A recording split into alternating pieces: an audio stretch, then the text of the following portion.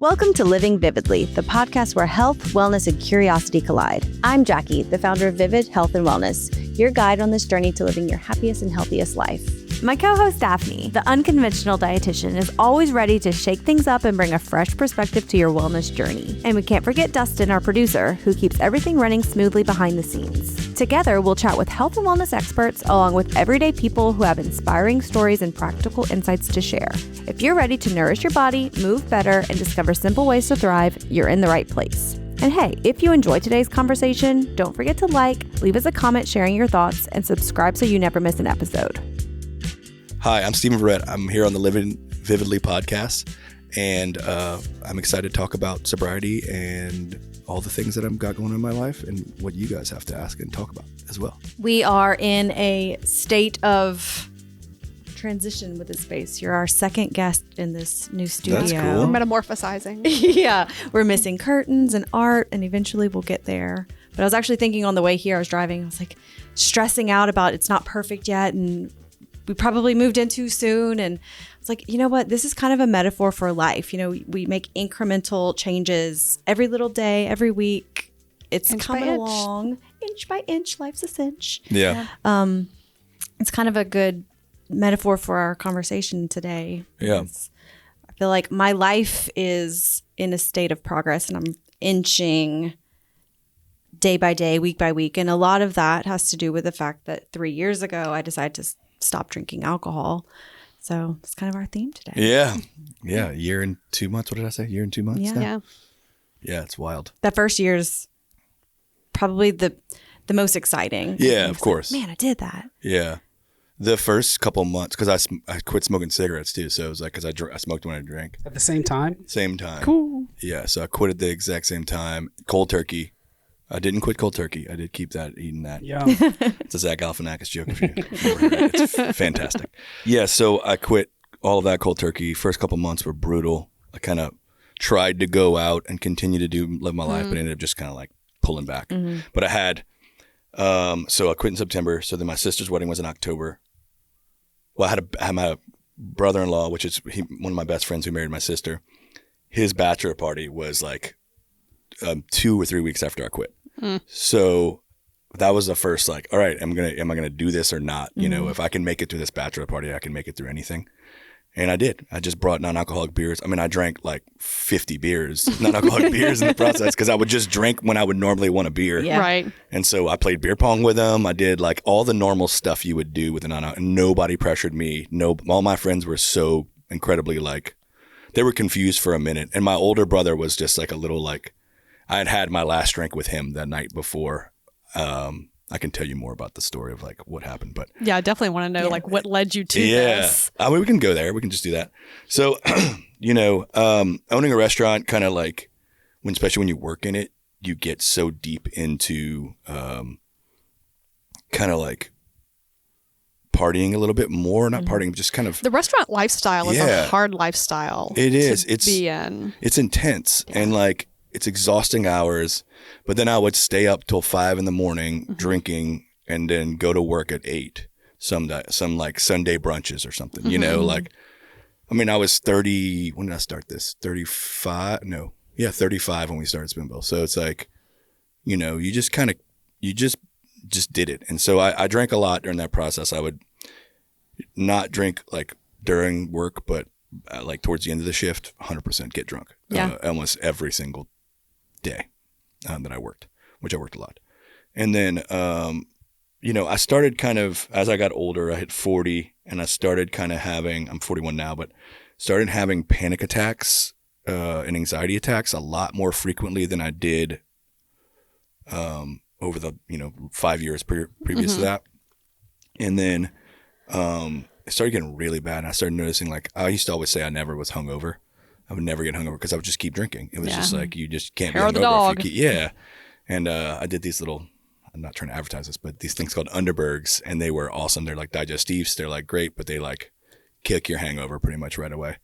And so I would drink those and just kind of like push through the day. And so I would never be hungover. But then I would, if I was hungover, like I was off on Mondays. So Sunday to Monday, just on the couch, just even I'd be like, I'm not hungover, I'm just tired. And it's like, yeah, because you partied till you saw the sun every morning for like a week.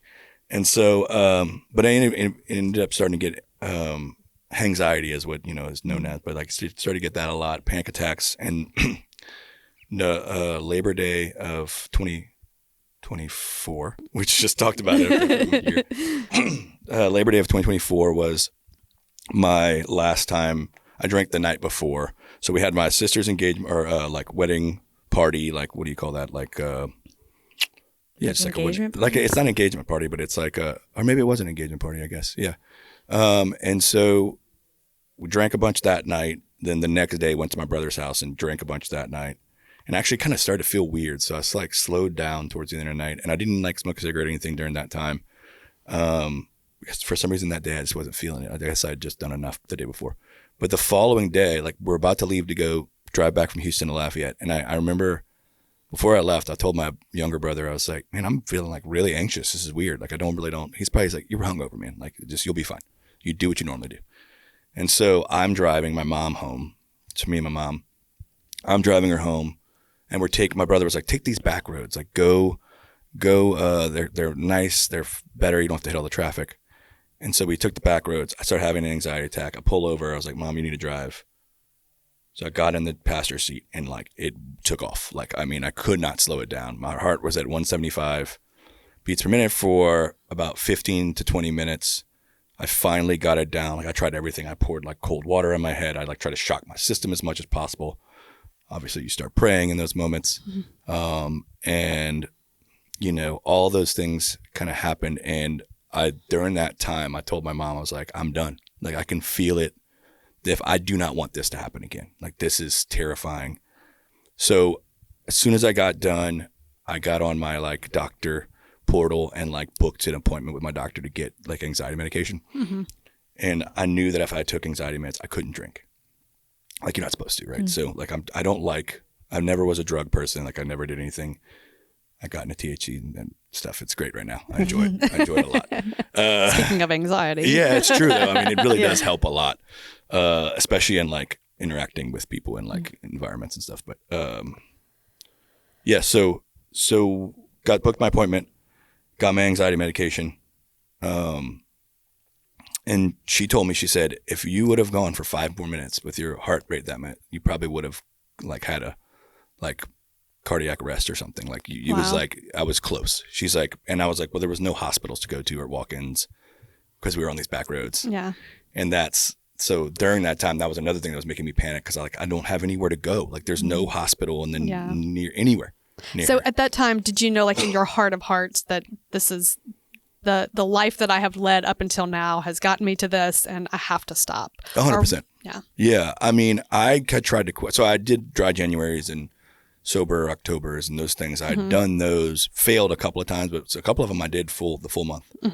But I still smoked cigarettes during that time because I would drink non-alcoholic beers and pretend that I was drinking beer. So I would still do that. So I didn't kick that habit. But yeah, I definitely, I knew what got me here. And I also like, I've had heart issues since I was a kid. Like I've never been able to push myself because my heart races. And then I've had anxiety since I was a kid. I mean, I truly have. Like I look back now and see how much little thing, like I quit baseball because of some stuff. I quit a bunch of sports. I did a bunch of things because I would just get anxious. And my parents, you didn't really know what it was. Correct. At the time. I had no clue, right? I know, and even ADHD, like my parents, I didn't get any help or treatment until like my senior year of high school, actually freshman year of college. Because my parents didn't believe in it, like it's just, we grew up in that era where people didn't believe in mental health and all that kind of stuff. And so our parents didn't believe that, but. Yeah. I was like 30 before I brought myself to the doctor and I was like, what's going on? Yeah. He was like, yeah. You've got a brain that's kind of crosswired. Yeah. And it's cool sometimes, but most of the time it's not. Yeah. That's a good way to put it. Yeah. It really is cool sometimes. It keeps you funny. It keeps you, definitely being weird. Keeps you funny to yourself because you say things out loud that you're both hearing for the first time. Yeah. It's like, you're both hearing it. Yeah. Exactly. You and whoever else you're with. 100% hearing it for the first time. ADHD is wild, man. But anxiety and ADD, all these things are exasperated. Sure. However you say that word, it's exasperated. It's made worse whenever you drink alcohol, for sure. 100%. And that was another thing why, because I'm not like into hustle culture or any kind of thing like that, but I do work hard. I've always been a hard worker. I haven't always been. I moved to Los Angeles, learned how to work really hard over there, moved back, and have since then just nonstop. And so I just want to be the best version of myself. I always wanted to be, because I like to help others, and you can't help others if you're not like the best version of yourself, right? So I found myself starting to kind of let things fall through the cracks, especially when it would be like, oh yeah, I'll commit to this thing and help these people. And then the ADHD stuff, it would just fall through the cracks, or I would go party instead, you know? And I don't know that people truly like view it as I let them down, but I know I let them down. Like I know I did, you know, a lot of times. And people I'm nice. So people give me the, you know, the excuse or let me kind of slip by with all that kind of stuff. But I know for a fact that like I made their lives a lot harder, you know, because I just wanted to drink instead. And you let yourself down. 100%. I think that's probably the biggest that's the biggest thing, right? You know, but you don't know that when you're in the middle of it all. You're just like, I'll curse, but I don't want to curse. But yeah. You can. Okay, yeah. Yeah, like, fuck it, I'll just go party. You know what I mean? Like, I just want to go. Like, I would, if you would say, hey, drinks right now, I would go. Like, right now. And now I don't have that feeling. I don't but have that not urge. now, yeah. No, now I would go meet you, but I would have a non-alcoholic beer with you. Because obviously you need something to talk about if you want to go. Right.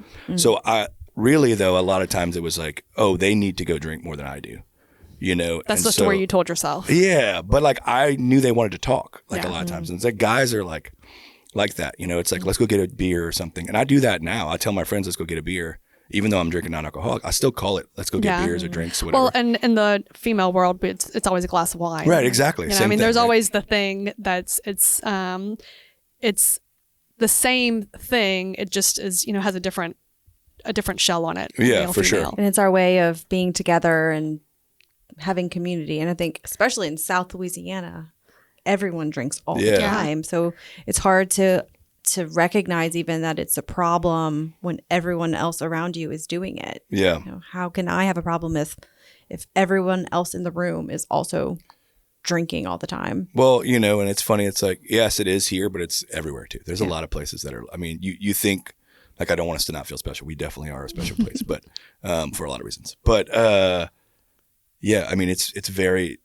prevalent here though. Like it is like almost like you can't do anything without drinking. Right.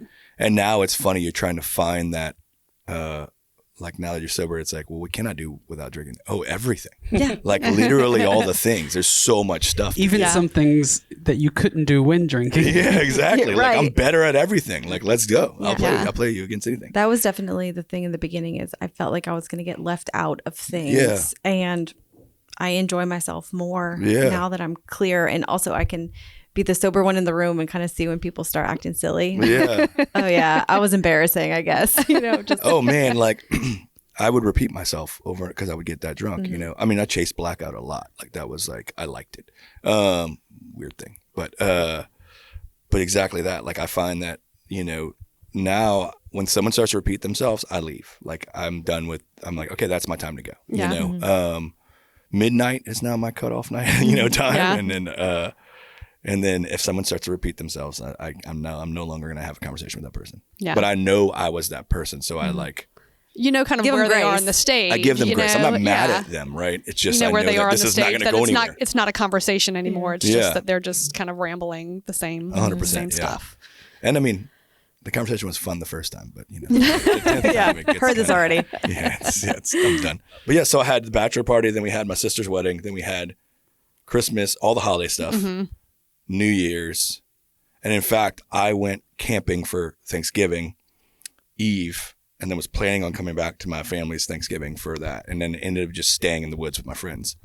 And that to me was like the most therapeutic thing I've ever done because like I love my family like so much, but we had just seen each other at my sister's wedding. So I didn't feel the guilt of not being there, but I enjoyed that like time with my friends in the woods, like In nature. We just got a little stoned and had fun and just like, you know, enjoyed Thanksgiving.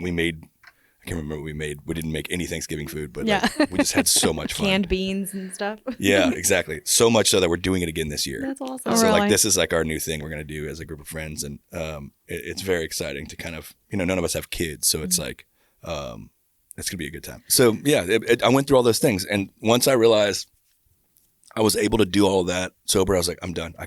You can't try me, you know.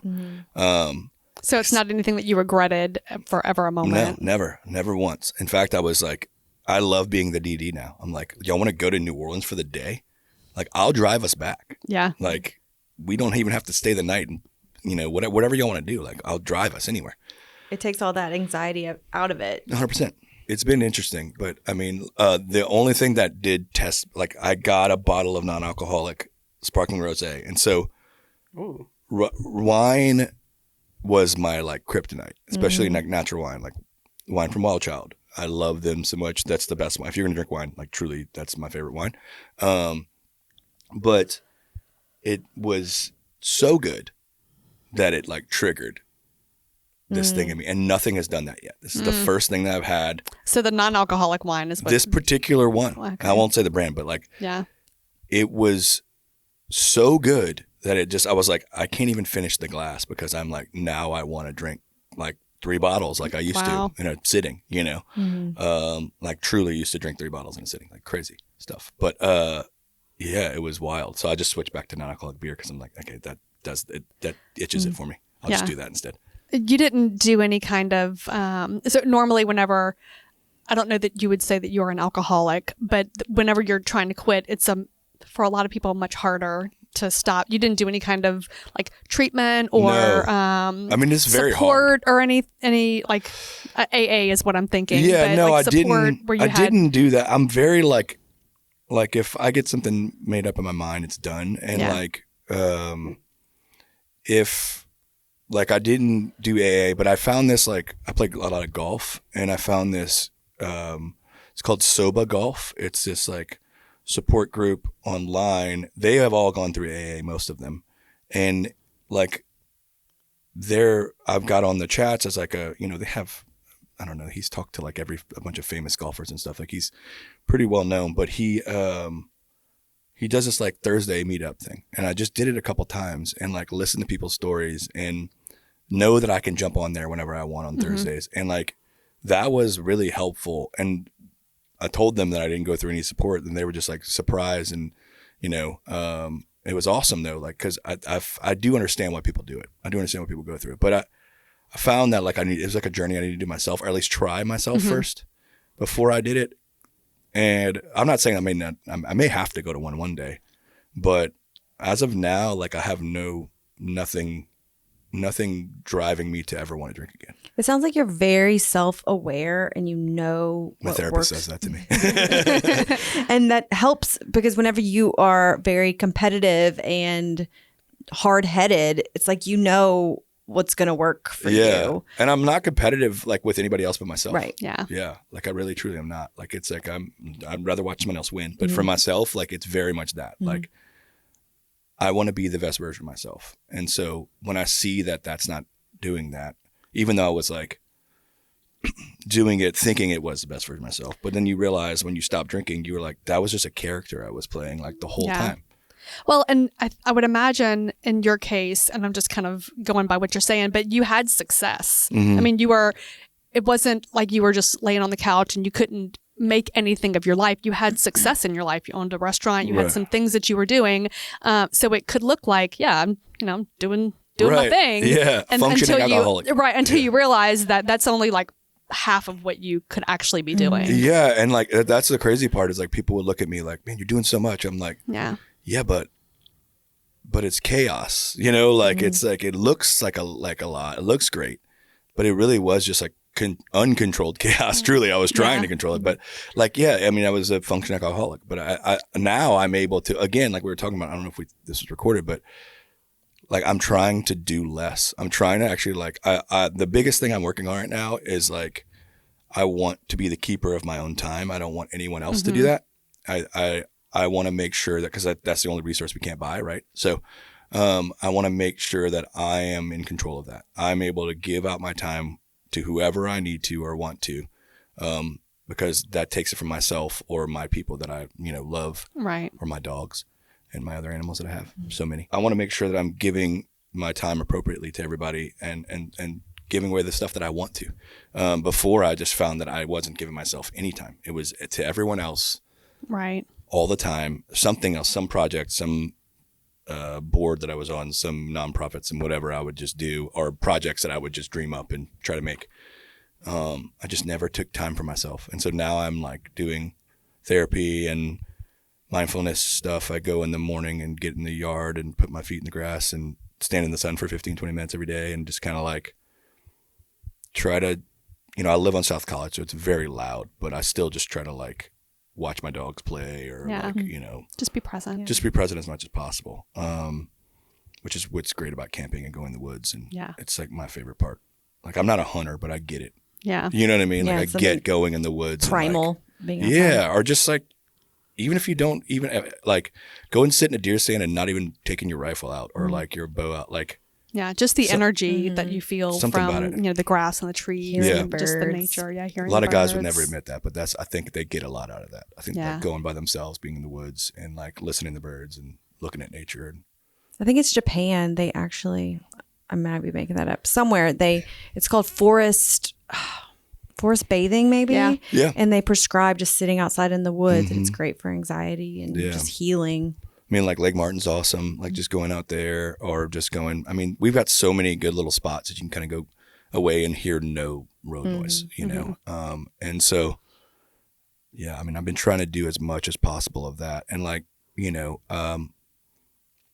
not having a full-time gig also helps a lot. Like where you're not like constantly like working 40 hours a week, clock in and clock out somewhere. So like it's able to kind of give me the time to kind of do that when I need to. I like, richness to me is not like money or wealth. It's like the ability to like have slow mornings and to kind of take your time and spread it out how you want. I was chasing money forever and now I'm not. Now I'm just chasing my time. I want to hold on to it. And money's fine. I mean, you have to have it, right? So as long as everything's paid for, who cares? Yeah. That's it. And you can cut things out of your life. You don't need Netflix. Although Great British Baking Show is great. Do love Great British Baking Show. I think Shout out Great British Baking Show. Hell yeah. All day. New season is awesome.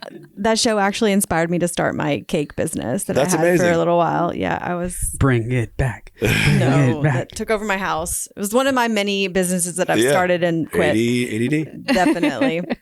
I've had a candle making business, cake business, dog walking business. Those are all great businesses. IV business. Again, all great. It's helping people and helping yourself. And it's fun. And then when I'm over it, I'm over it. Yeah, that's right. I That think, was like me with being a magician. okay, we're going to get into that. Yeah, that sounds like a podcast for itself. I could see you with like a little top hat. Magic Dust was my name. Magic Shut Dust. Man, that is great. That's hilarious. I think the thing that the best side effect, I guess, of not drinking anymore was I was running a business. I was doing all these things and it just lifted this veil of just mind fog, kind of the clarity that I have. I can think straighter. I can see into the future more. I can just plan out things better, be more strategic. I just really like that. The ability to see things better. And I feel like you can accomplish so much more whenever you don't have that fog. I really believe in like manifestation and creating the life that you want to design. And that definitely hindered my ability to do that. 100%. I mean, you can't plan. Like, I mean, because every time you go drink, you're going to throw a wrench in it. I mean, it's never going to be like every day you could try to think that you're going to have this schedule, but like alcohol takes over, at least mine did. Like I would cancel on people last minute, like, because I was like, oh, my friend asked me to go drink. Like, I'm going to go do that instead. Yeah. There's no reason for me to go do this. I'll move this. I can move this meeting. And it's like, well, these people, I've moved this meeting 4 times already. Like, you know what I mean? At some point they were like, I'll get someone else to do it. Yeah. But I do find that a lot of that's ADHD as well. So it's like, I still struggle with some of that right now, but also I need to just say no. I need to just be like, okay, I can't do that right now. Yeah. If the meeting doesn't feel important enough for you that you're going to continue to move it, then it's just probably not something you're very interested 100%. Yeah. Well, I know, but it's just, you just try to be, I'm just a nice person. So it's hard. Yeah. But then I'm not nice because I'm canceling on them. So where do you know, it's a lose-lose. Yeah. But clarity, like, I find that my daily clarity is better. Like every day I feel clear. I'm not like the future planning. I've always been that way, but I'm trying to like be present now. So like I find that clarity of each day is better than it ever has been because I'm now, the brain fog is gone. And I mean, obviously with anxiety and stress, there's still some version of that. But the clarity of the day is like, I can wake up and I don't sleep well. So that's a problem, but I don't find that, like, I find that I was just like such a brain fog. I was always hungover, even though I said I wasn't. And you just didn't know the difference between being not 100%, hungover and no being clue. hungover. Yeah. Like no clue what it felt like. I mean, I did this since I was like 21. I mean, I was drunk pretty much the whole time. Every event. So let me ask both of you, because to be very transparent, I do still drink. Yeah. Occasionally. I mean, I might have a couple of drinks. Like this weekend, I think my husband and I were cooking dinner Saturday night, and I finished a bottle of wine. So I had 2 glasses of wine.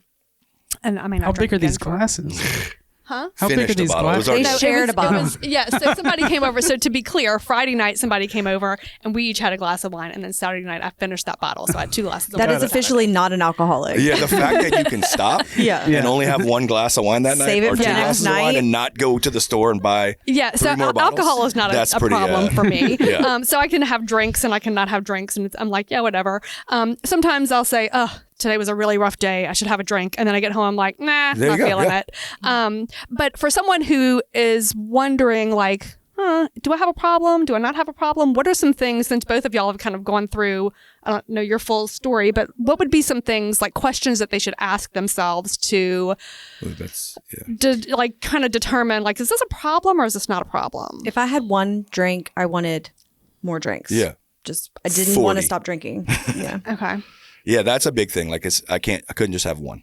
A lot of that is ADHD and ADD. Mm-hmm. Like I still will finish 3 bottles of sparkling water in a night. Like 100%. I am compulsely drinking something. I had three drinks in front of me at all time. Every other day I'm buying another 12-pack of LaCroix. So Yeah, exactly.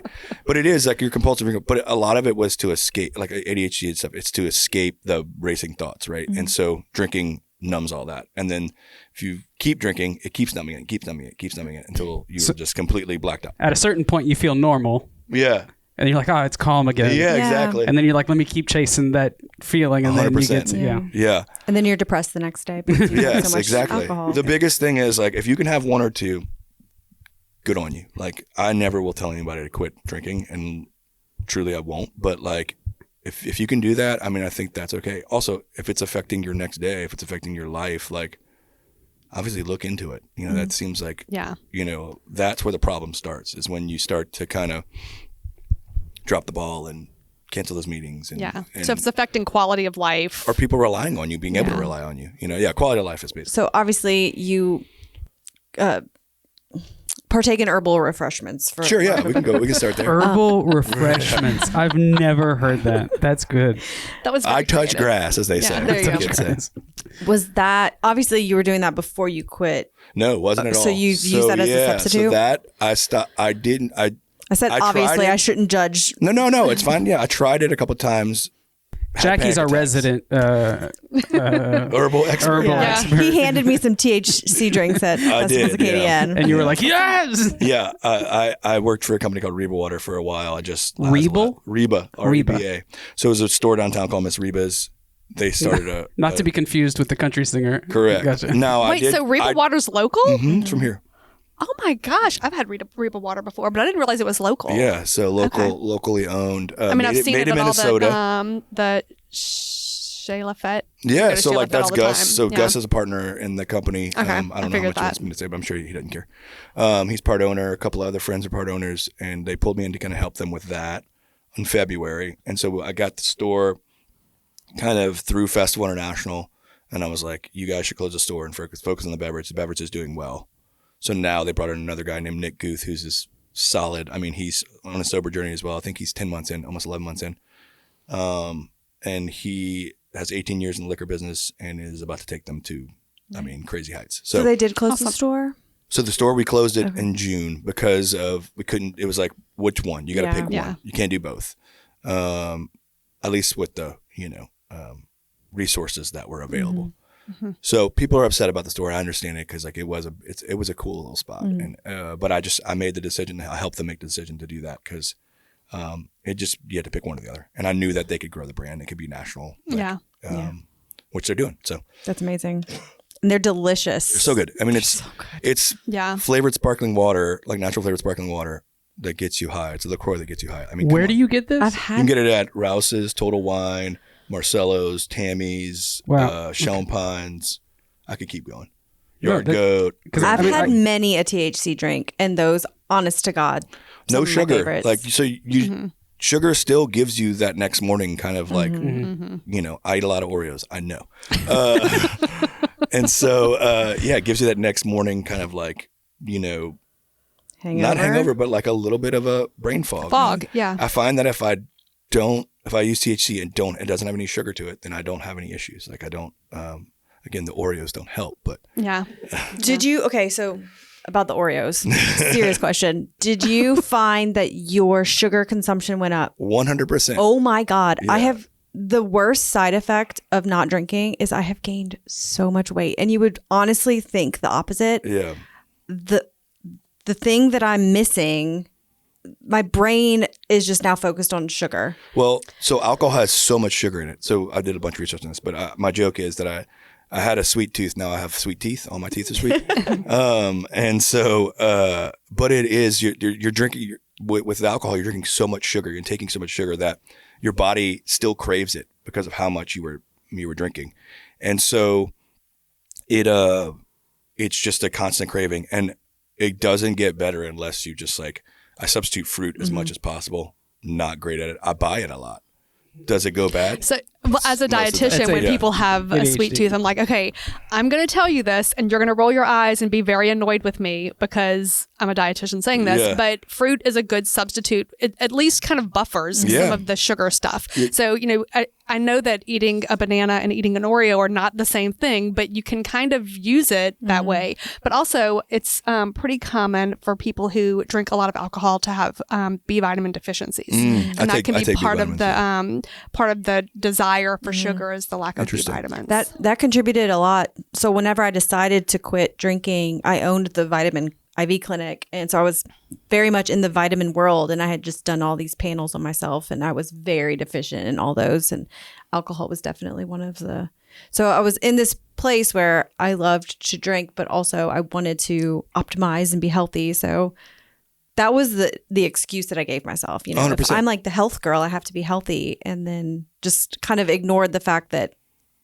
I have a problem with this thing. Like I was never a raging alcoholic. It didn't really affect my family or my kids or anything like that. But I knew like addiction is very close to me. Like it runs in my family, and I knew that I wanted it really bad. Yeah. So the health angle was my justification for myself. Yeah. But what I do now is I get the dates and I fill them with peanut butter and just put a couple chocolate chips, and it tastes like a Snickers. So I'll just kill a whole box of dates, which is better than cake, I guess. I do like frozen grapes and frozen watermelon. I love frozen grapes. It's so good. And I've got like a shaver, like an ice shaver, and I shave the watermelon and make like kind of like a watermelon Italian ice or whatever. Yeah. It's so good. I do that with a lot of fruit because I like ice cream, so it's like the closest thing I can kind of do to that. But when you buy fruit, do you put it in a drawer or on a shelf in a clear container? Or in the door? It's a clear drawer, to be fair. Still not good though, right? I don't eat it as much as when it's on eye level. Yeah. So I do try to put most of it on eye level, but all my sparkling waters are on eye level. So there can only be so much at eye level. You know why? Just turn our fridges sideways. Okay, favorite sparkling waters. Mine are Rambler and Spindrift. Okay. Spindrift is my favorite. It's favorite. Yeah, I've not had Rambler. Rambler's out of Texas. They're really good. They're Satsuma. I told too many people about it, and now they're out everywhere. Oh, I hate Not that. at any other places anymore. No, you're about to put it on a podcast. I know, it's fine. Yeah, I mean, I want people to drink it. So, I don't know the brand names. I go to Sandra's. Is it a white box? Some of them are white. They're like the colors of the like. There's like a gradient, so it's like orange and to white, and then like green. There's like a lemon lime, grapefruit, which I can't drink anymore. Bummer. Satsuma, blackberry. And then What's this one? but those are like Rambler? Those are like the essence, right? But I love Spindrift because it's real juice. So Yeah. it's like, but they've gotten expensive, man. Those have gone up. The Yeah, Ramblers have not gone up as much, but Spindrift is definitely my favorite, but Yeah. not everybody in my family. they will make an drink alcoholic cocktail now. Spindrift does. that. Really? Yeah. And they make mocktails too. I'm a plain. I used to drink a lot of LaCroix. Yeah. I add pineapple juice to my LaCroix. Oh, That's a good idea. fancy. Yeah. Now you're basically making a Spindrift. I just do San Pellegrino or the Whole Foods Yeah. like knockoff. The 365s, whatever. Yeah, it's like green bottles. Add a little bit of lime juice. Yeah. Every day in a wine glass. There you go. My kids Put call in it the a wine glass. woman glass. The woman because I don't drink. glass. Dear God. Yeah, they didn't know that it was called a wine glass. Yeah. They've heard me say wine glass, and they didn't know what wine was, so they thought I was saying woman glass. So now it's just woman Yeah. glass. Hell That's yeah. funny. My other friend Jackie, when she drinks out of a wine glass, she says that she's drinking out of a glass with high heels. Yeah, that's really cute. Ah. That's cute. That's actually very cute. A chalice. Yeah. And I have yeah. one wine glass that I drink out of. I have a 600 wine glasses, I but only do, one you drink but out only of. one. It stays on my counter for after school. I pick up the kids and drink my sparkling water. There you go. You could just drink it in the car. You know, it's not illegal to drink a wine glass in the car. That's true. That is. You don't know me well, but I'm very clumsy. Yeah, okay. I will Same. have blood all over my hands Yeah. and shattered glass. I shot a nail through my finger yesterday. I feel like we're kindred spirits. Yeah, We're all yeah, yeah, uncommon. We're chaotic. Chaotic. It's just, yeah, I was doing so good. I was focusing so hard on what I was building. And then I got a text message and then started thinking about that other thing. And I just moved my finger. Just Oh, I've been there. not quick enough. 100%. ADHD, man. Yep. And when you're hyper-focused, you're hyper-focused. Like I had my phone. I was filming myself, trying to make content like a nerd. So you have a video of you doing this? No, that's one part I didn't video. I had just taken my phone to read the text message, put it in my pocket, and then shot them. It was so close to being on film. Could've gone I'm so viral. bummed out. And I was using the saw so inappropriately and like cutting weirdly. Like, oh, Well, surely I I'll told cut you, my like, fingers yeah, off today. That's exactly what my husband did. Froop, right off the Yeah, top of it's my just. fingers. Oh my God. Sometimes Oh, yeah, you that was gotta- recent, You huh? got to do some dumb stuff. I mean, I'm so comfortable around power tools, like too Yeah. comfortable.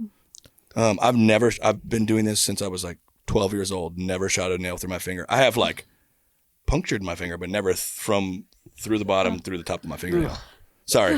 Do you wear safety goggles? Sometimes. I mean, I have glasses on. You know, I do. I wear I wear a dust mask when I'm sanding. I wear. You have to be very intentional about it. I keep because everything on me, so I Yeah. I do processes. You have to like I'm set up to get ready to, because I'll be wearing like my nicest clothes and be like, oh, I need to go finish building this Yeah. cabinet, and then gotta buy new clothes Yeah, because I've definitely done that with some pants that I love. I love how our ADD all just Daphne's just talking trying about construction now. It happens. I have no Where are we idea going what next? it was. Oh, I forgot we went on to construction. That's crazy. Where are we going next? I'll go anywhere. Well, that's just. I mean, my whole.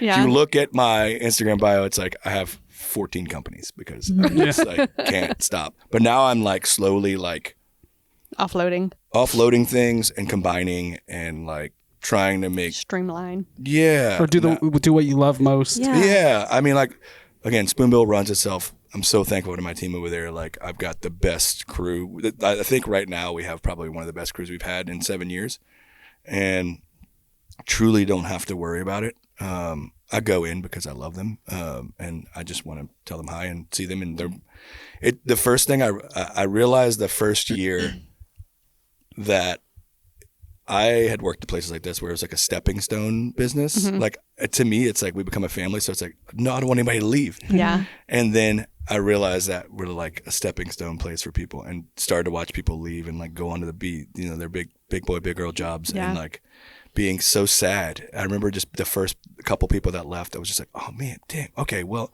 don't forget us, I guess. Well, so funny. I worked at Outback Steakhouse like all through college. Right This there? was, and yeah, right there, yes. And it was the hardcore restaurant lifestyle. I mean, we Yeah. partied a lot for many years.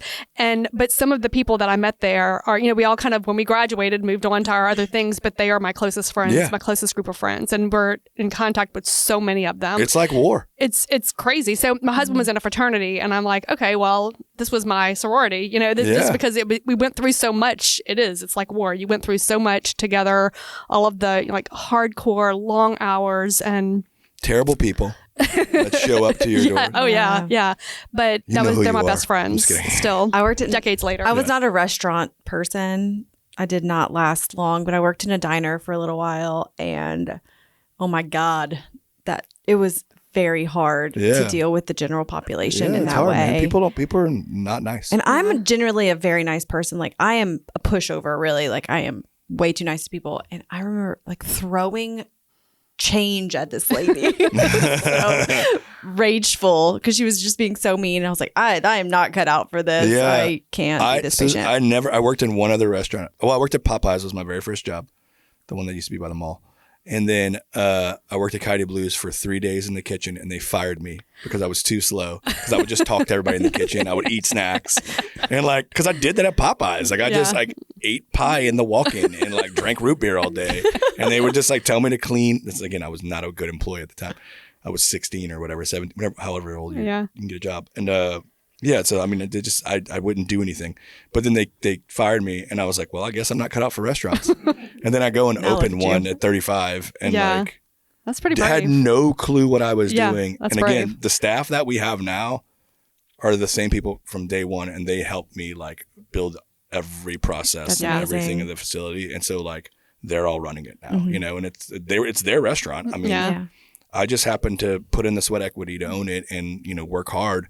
Yeah. But they also did too, so that's why they're where they're at. But like, I never worked in a restaurant. It wasn't like I never saw that happening. Like if it were up to me when we built this place, I would not have been the general manager, but I had to because I didn't have the income to put into it. So, but I learned so much about myself. I learned so much about life, just like how to people and how to not people. Like I think that there should be a mandatory requirement everybody work at least like 2 to 3 years. Absolutely. Absolutely. Yeah. Like even if you work for a week, it will open your eyes to a lot of stuff. Absolutely. And I think that if people or any kind of service thing, like whether it's like, hospital or something, but I think food service or like hotels, like any hospitality service, you should have to do it. It should be like you learn a lot about just people. You learn all about yourself too. Like you really do. Like you grow up really quick, even if you're 35. My son is 17 and he's working in his second restaurant now. Yeah, and he loves it. Yeah, I do want you to love your job at 17, but I don't want you to love it so much that you dive into the restaurant industry too deep because it's hard, obvious man. reasons. It's getting better though. I will say that like the kids that are coming up now, like they don't party like we used to. Well, so I agree with that. What do you think is just kind of over the years, what do y'all think like society wise has changed? Is it because we have access to more herbal stuff? Do you think that they why people aren't drinking? They see what happened to their parents. They see what happened to the generations before them. Like their parents are drunks most of the time. Well, but I mean, we saw that too. My parents weren't drunks, but my grandfather was. He was an alcoholic, and I mean, I guess maybe I didn't see that day to day, but I feel like we don't have as much information as they have now. I feel like they have everything at their fingertips where they can learn what's healthy, what's unhealthy. Like they may have, some of them haven't even tried it ever. Like that's the crazy thing. It's like there's just no desire. Drinking. There's no desire, and they don't even participate in like THC or anything or herbal, whatever we're calling it right now. herbal refreshments. Well, it feels like there's so many distractions now too, because the cool thing back then was to drink. You couldn't do that many things. Well, think about how popular smoking cigarettes was. Right. Yeah. And then now, like our generation, we were weaning away from that. We're like, we know it's bad for us. But there's digital cigarettes and little pouches that people are doing. So it's like, it's the same thing. Yeah. You're still going to get some version of cancer. Right. I'm just thinking like past generations, they probably did things that were like, we would never do that. Yeah, they drove without seatbelts.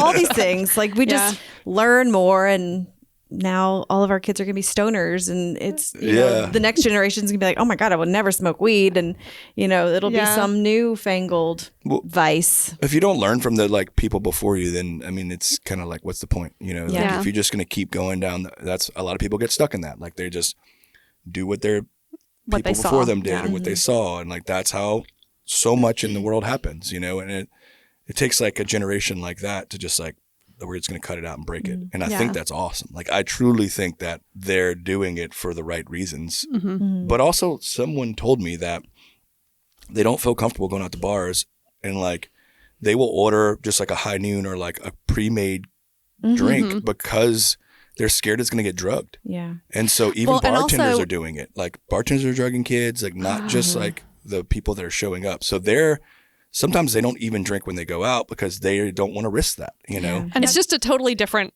era, you know, to think about it, because I'm thinking what I was doing at that age, and it was not just like going to hang out at somebody's house. You know?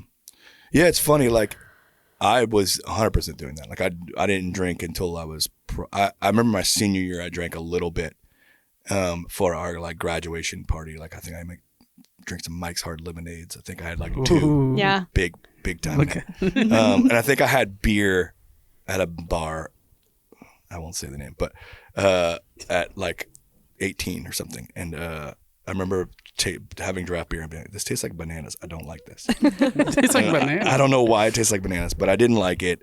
And then I used to just like, right after high school, I was like, I would scold people for drinking. And like, I'm complete opposite of who I ended up being. Yeah. But one girl that I was friends with at the time, she still makes fun of me for it. Like, you used to be that guy. And I'm like, well, now I'm sober, so I can do it again. Yeah. You know, just like, Still pleasant at everybody. So interesting.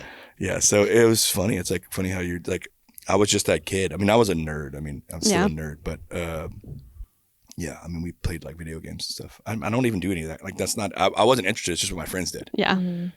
It's funny how you just like, you become kind of a version of your friends when you're in that age because you're so impressionable. Or you're the one leading them. But a lot of times it's easier just to kind of like do what everybody does. So everybody just does that. You know? Yeah. So I don't know.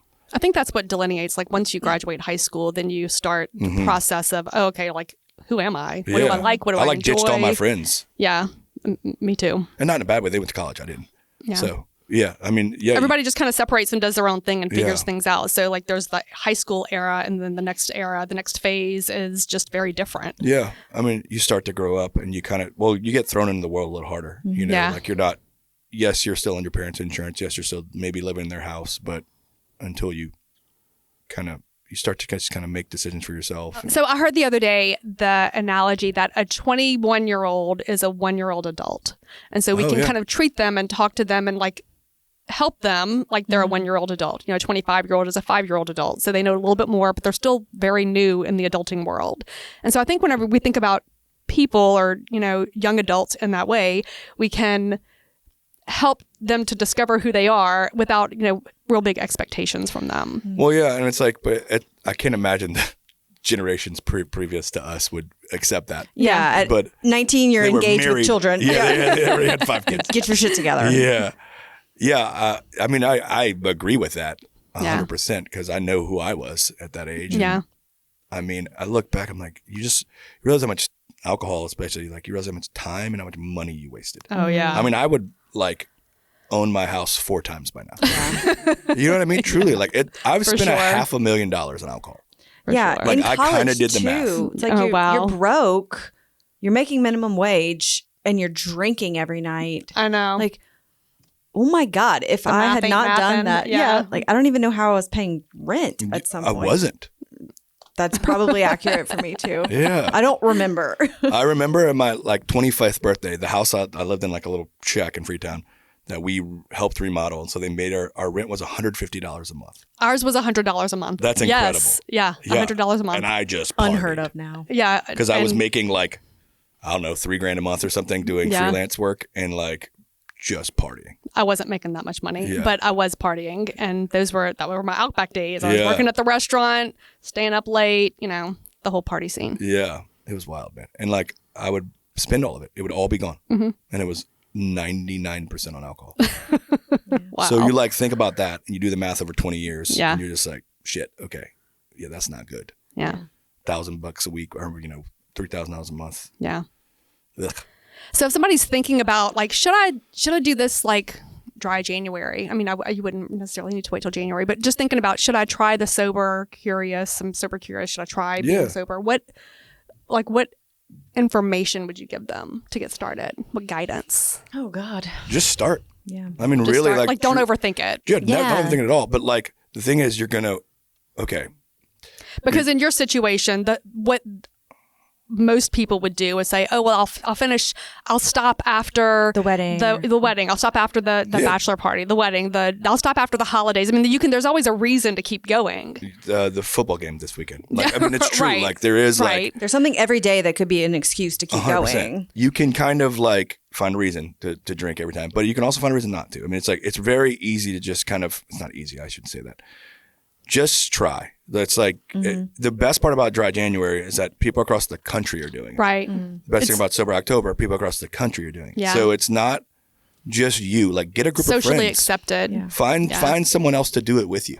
And if you can find an accountability partner, that will get you going right away. I mean, I did it on my own, but like it was because I had to. Yeah. Realistically. And I think another thing is you don't have to worry about doing it. And we've probably talked about this in another, like trying to do health goals.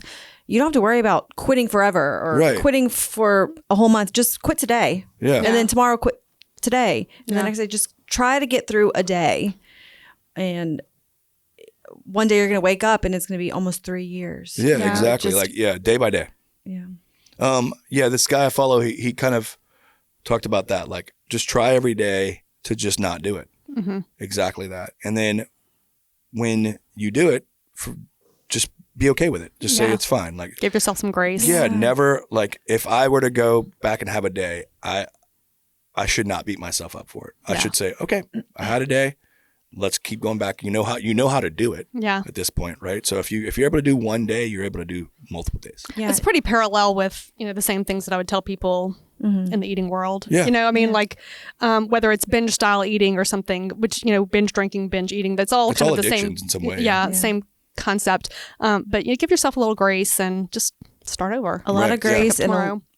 a lot of humor, I think, goes a long way too. Just life, we make life so serious. And I think just loosening up a little bit and just being kind to yourself. A couple of weeks ago, or I guess now months ago. So I'm like almost 3 years, no alcohol. And my best friend and I go to the symphony and she gets a vodka soda and I just get a soda, both with a lime, both with a straw. We have identical cups and we put our drinks down to take a picture and then we don't know which drink is which. And I took a sip of her vodka drink and it, first of all, tasted like jet fuel going down because I haven't had any alcohol in 3 years. I was like, oh my God, it's terrible.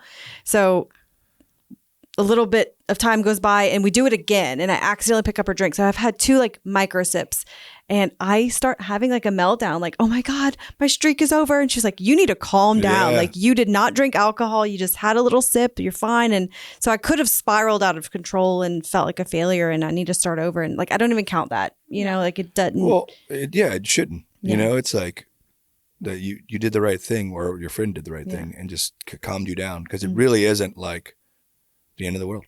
It's literally you did it and now it's time to just go back to doing what you were doing before. And it also didn't make me want more. That's what I'm saying. That's what I was going to get. Now, if it makes you, then you got to go back through your whole thing again, But did you quit with steps and all that with like going I'm like just very competitive with myself and it was just a month went by and now 6 months went by and I made it to a year and I don't want to lose my streak and that's really the only thing keeping me going because I am a psycho. Yeah, it happens. Mine is just I know that I could die. Like I truly feel like if I go on another bender, it's not going to end well. Yeah, like it's going to be very bad because I'm gonna I was very bad about driving drunk. I was very bad about a lot of, because when I would run out of cigarettes or run out of alcohol, I would go to the store no matter what state I was in. Yeah. Whether the store is a mile. I mean, I talked myself out of some interactions with some police officers a couple times. Wow. I'm a white male, so it worked out for me. But it's like it was close a couple of times, and I don't ever want to risk that again. And I don't want my friends to either. Like, I want my friends to be able to depend on me, and that's another reason why I don't want to drink. Is like, if they get in his bind, they can call me. Yeah. You know, I like that. I look at for those little things. And it's like, okay, well, like you're the safety net. Yeah, I'm the safety net for people, which I like being, because I people were that for me for so long. Yeah, just return the favor. Yeah, it's like return the favor. Pass it on to the next person.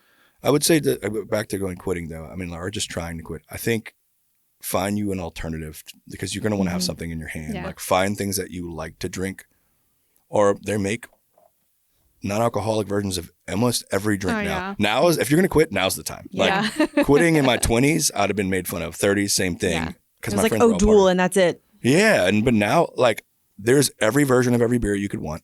There's every version of a mocktail that you could want, all pre-made in a can, or you can get mocktail, like, you know, faux mezcal and like Amaros. You can make like the craziest craft cocktails, all with a non-alcoholic stuff now. So like, explore that. Like, try a non-alcoholic Guinness. Like, try the Blue Moons. Like, they're delicious. I mean, like, it's all like, if most of the non-alcoholic versions of the beers that you like exist, and they're all good, except for Dos Equis. Sorry, it's not good. They put lime in it. It's not good.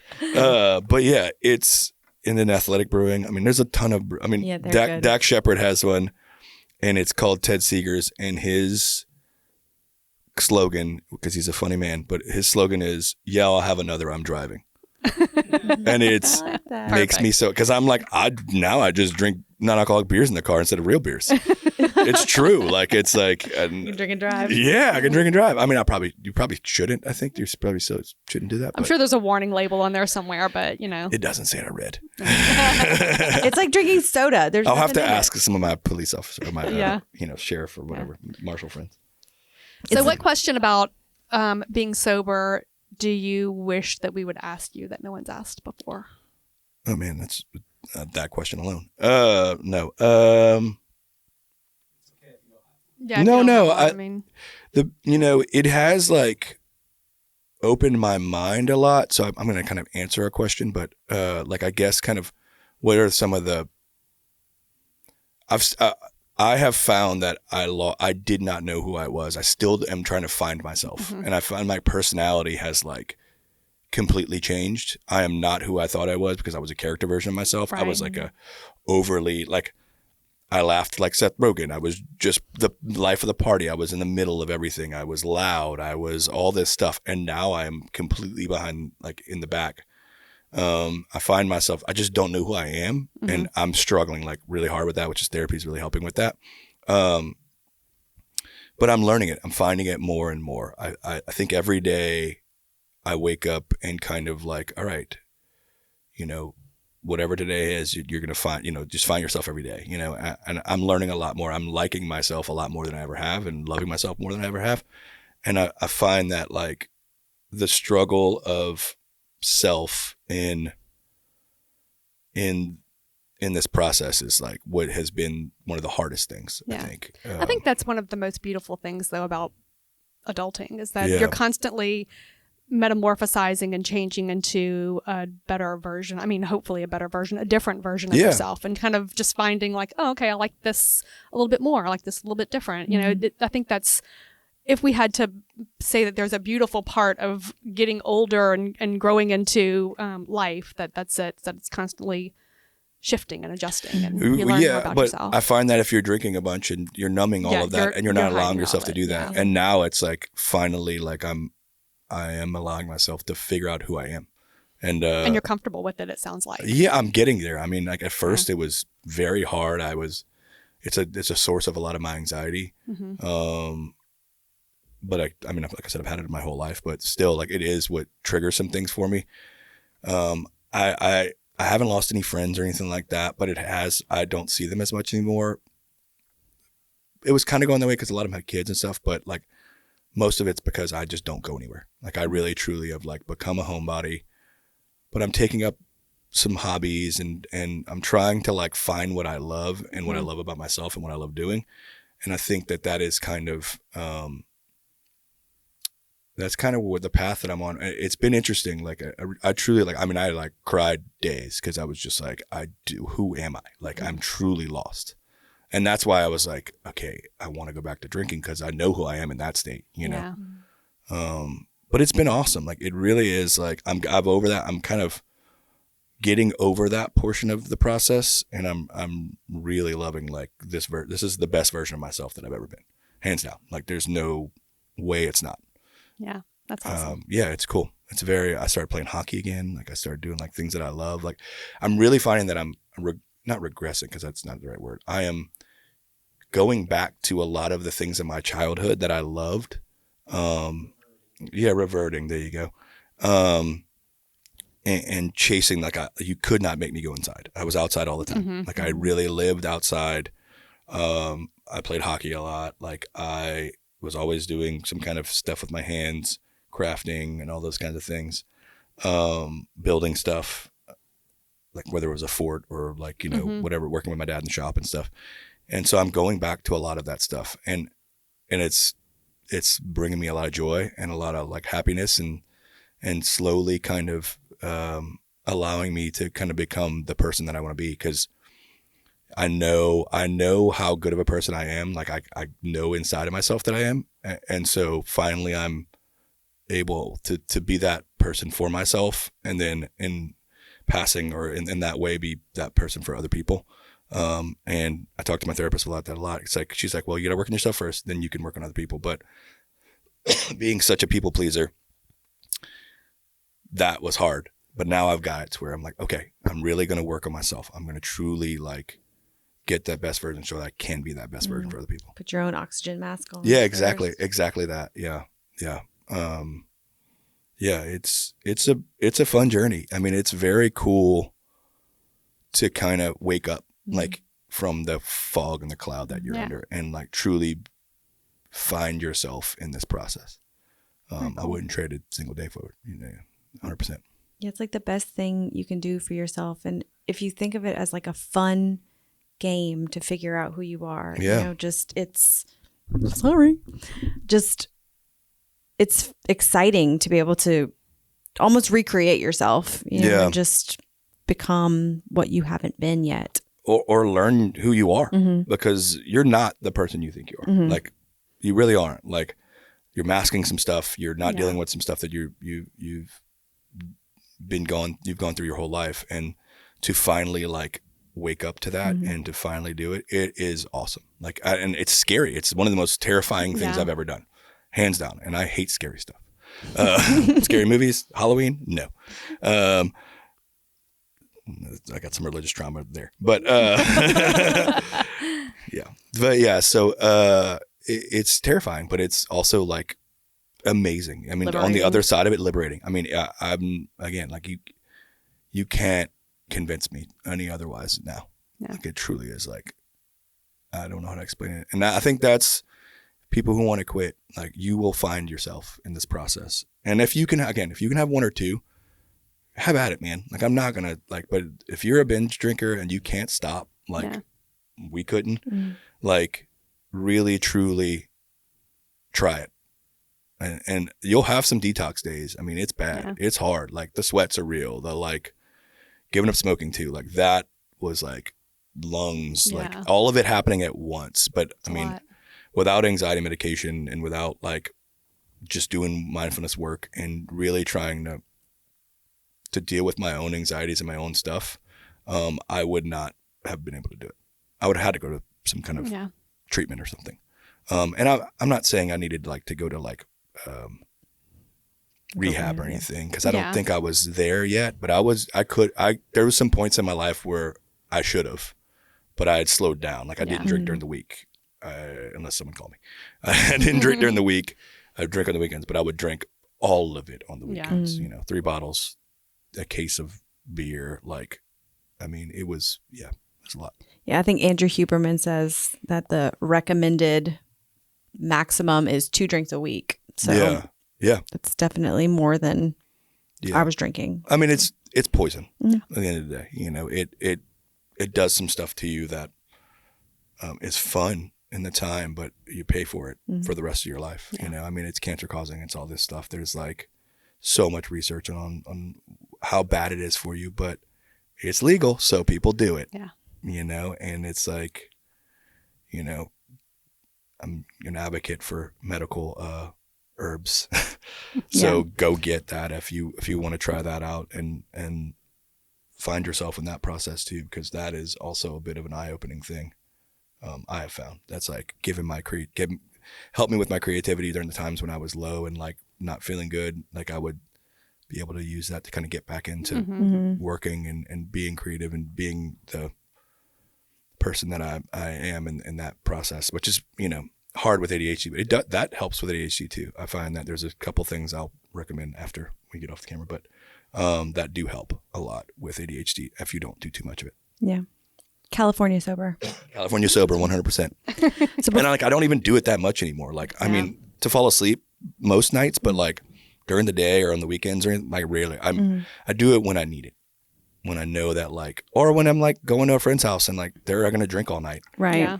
Like I'll have a little bit, like I always say with like a Reba water for me, like slow and low, but I do like a quarter to a half of one, and then I drink non-alcoholic beers. And I'll like ride that out for an hour or two, and then I'll drink another quarter, and then I'll just kind of, it slowly just keeps you kind of on a level that's like, you're silly, you know, you're and like fun. you're relaxed. Yeah. And I don't need that, but it does help in those situations to be able to be like, I'm already a goofy person, but like, again, like losing yourself in this process, that brings back a little bit of myself, that the part of myself that I love, you know, I loved about the drinking was I was the life of the party and the fun guy until you're not, you know, but this brings that back. That brings that little silliness out of me and lets me be goofy. And I have a group of friends. We talk about like, we still play. We still are like, we still do that childhood thing of like, we make up games, we do bits. We're serious when we need to be. And we have those serious conversations because we're in our 40s and we love each other and we want to support each other. But like, we still play. We still have those make-believe goofy things that we do and run bits constantly. And it's my favorite thing. It's like it plays into that adolescence and that like never let go of your childhood. You know, I have Peter Pan syndrome big time. It was really bad when I drank, but now, I mean, I'm growing up. I'm finally turning into Robin Williams' character of Hook. And then I'm going back to Neverland every now and then, but like for our camping trip, we were talking about what movies represent us, and Hook was mine because I feel like that right now. I feel like I'm going in that transition out of Neverland and growing up a little bit, but still dipping my toes back in it every now and then. So That was a good movie. Yeah. So before we let you go, we have to ask you the question that we ask all of our guests is, what does living vividly mean to you? I think being your authentic true self. I think that like allowing yourself to learn who you are and to every day kind of continue to learn and continue to kind of show that version of yourself, show your true self to others and yourself every morning or every day when you wake up. I think that to me is like the most important thing you can do. I think being authentic, being yourself, and not being a version of whatever you're being fed constantly on the little rectangle in your pocket. Yeah. I think find who you are and be that person. Thanks for listening to Living Vividly. If you enjoyed today's episode, please leave us a review and subscribe. We'd love to hear from you. For more resources and details from today's discussion, check out the show notes. Until next time, keep living vividly.